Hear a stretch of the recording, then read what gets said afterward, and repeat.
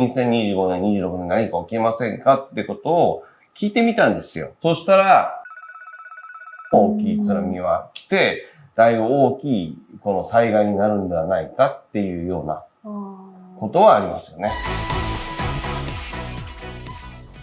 今日はですね、はい。最近上げた動画に皆様からいただいたコメントの中で、2025年の7月に大津波が来るとか、何かが起こるっていう、天気災害ね。はい、質問が多数来て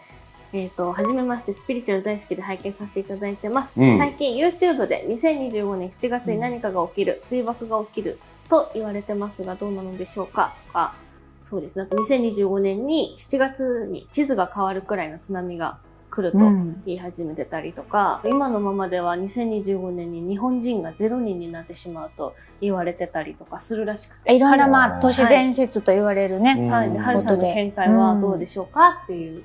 ご質問が多数。まあ、皆さんもここね、ノストラダムスの大予言から始まってね、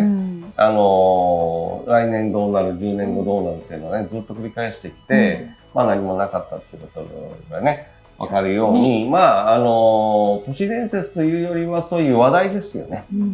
まあそういう話をすることによってみんなが怖がったり、まあ準備したり、いろんな意味で、注目されるっていう人がたくさんいるのでね。まあ、このコメントに関しては何もないです。2025年はないんですよ。ないですが、日本ではないんですけども、まあこれそれで終わっちゃったら動画何の意味もないのでね。一応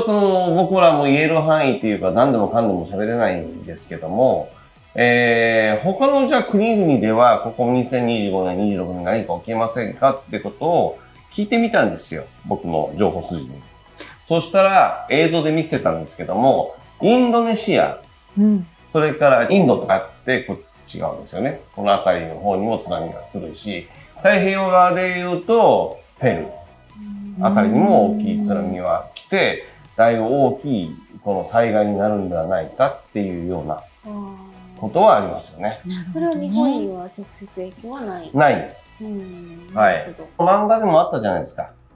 名前なんだったっけ？辰木亮さん。辰木亮さんのね、漫画とかもそうですし、まあ予言が当たったとか当たらなかった。まあ辰木亮さんの漫画もね、あの中で出てるものが全部当たってるわけじゃないんで、ほとんどが半分ぐらいは外れたか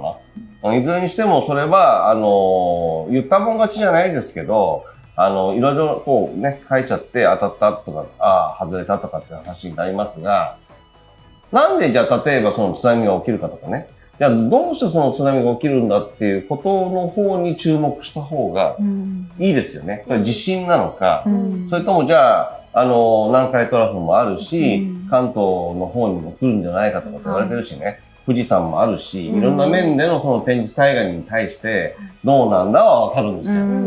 で、南海トラフ、富士山もしくは関東大震災に言えば、ここ2、3年は何もないので、それは安心していただきたいしね。じゃあ、こ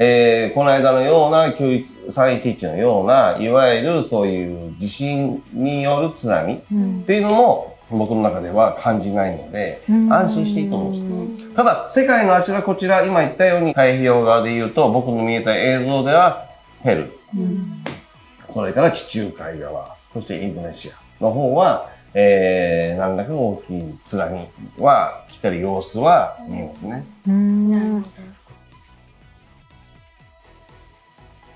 海外でも大きいね、地震とか噴火とかあった際に日本までやっぱり影響が起こるっていうのは、それは全くないわけではないじゃないですか。もちろんその場所にもよりますよね。輸出輸入のね、いわゆるそのルートの部分で災害が起きるともちろん影響を受けるっていうのもありますし、世界中のやっぱり資源って世界中で回って日本に加工されてくる時もあるので、そういう先で止まるっていう時もありますよね。ただ今それ以前に、ウクライナもそうですし、イスラエルの方でもちょっと起きてるじゃないですか。ね。そうするとやはりね、その災害以前に品物が今入ってきづらくならないかなっていう不安はありますよね。そうですね。やはりイランのこのルートがありますから、船なんですよ。世界中でどこまで行っても船輸送するので、その船の輸送で考えたときに、今のような紛争、戦争は日本は大打撃だと思います、うんそっちの方が怖いかな。そうですよね。なんででも、そもそも全部海外から取ってるかわかる？例えば海外で働くとか、海外で働いてる人のものを日本が取るとかっていうふうに、いわゆる輸入国になっちゃったじゃん。はいはなんでだかわかりますか？ちなみに。い。もともとが敗戦国だからとかあるんですか？実はコンテナってあるでしょ？はい。コンテナの値段って皆さんが考えているのも、何十トンって例えば運んだとしてもね、そんなかかんないんですよ。はいはい。 100万以下なんですよ。今ちょっと、法律が変わってちょっと上がりましたけども、でもすごく安くて、国内で輸送するよりも、海外の方がめちゃくちゃ安いんですよ。国内で輸送する国内で輸送するよりも、もう本当に10分の1ぐらいの値段で送れるんですよ。海外から。なぜかというと、船が全てだからです。海運だからです、世界は。あ例えば、東京にしても名古屋にしても大阪にしても、日本中の都市は全部水の上にあった都市ですよ。だから、水の上にあったから、船で全部資材が運ばれて、作られたってことでしょ。はいはい。未だにそれは、海上輸送っていうのはずっと続いているので。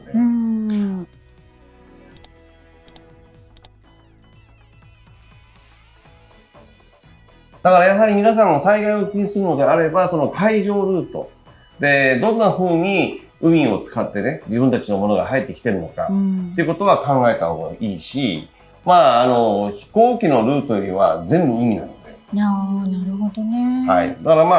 自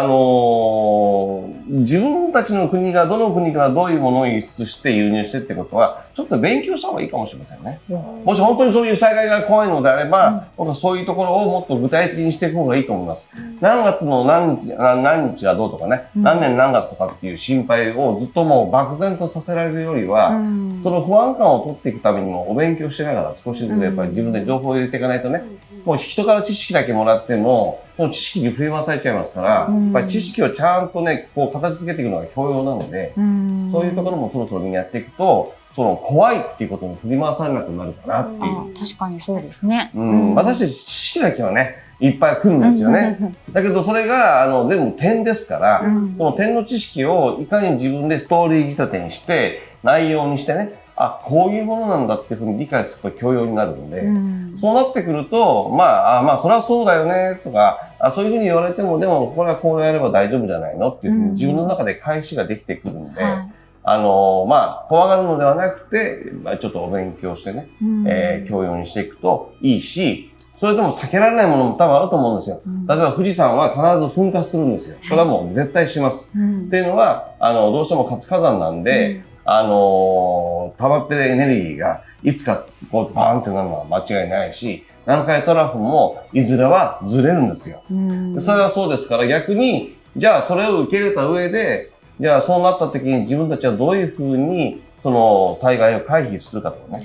それは大事かもしれない。確かにそうですね。今の収録時の時点でまだ噴火はしてないんですけど、海外で800年休眠してた火山がね、そろそろ噴火かもって言ってもう皆さんに避難命令が出てる国があるんですけど、富士山も同じ立ち位置なのかなって思うので、地震に関してちょっと言えば、地震は今検知しやすいんですよ。全部あちこちにやっぱり検知器を置いてるので、でそれで明らかにこう地震が起きるよって時に、今まで常に動いてたものが止まるらしいんですよ。一旦止まるんですよ。もう何時間か止まると、ドンと大きく来るってことはもう分かっているので、そういうのを多分検知したんでしょうね。はい。いずれにしてもね、皆さんでお互いにね、こう知識をこうね、シェアし合ってね、共有にして、今の状況をね、分かっていかないとね。朝の7時にね、おととい、この収録してる時のおとといですよ。うちのマンションで、火事です、避難してくださいっていうのを5分間ずっと言ってるんですよ。こんなに大音量で流れるんだ動画やってて、最初こう寝ぼけて聞いてて、15階で火事です、15階で火事ですって。火事ですね。ずっと言ってるんですよ。で僕29階なんで、15階で火事かってなった時に、一旦出てみたんですよ。そしたらもうエレベーターがもう動かなくなってて、みんなが乗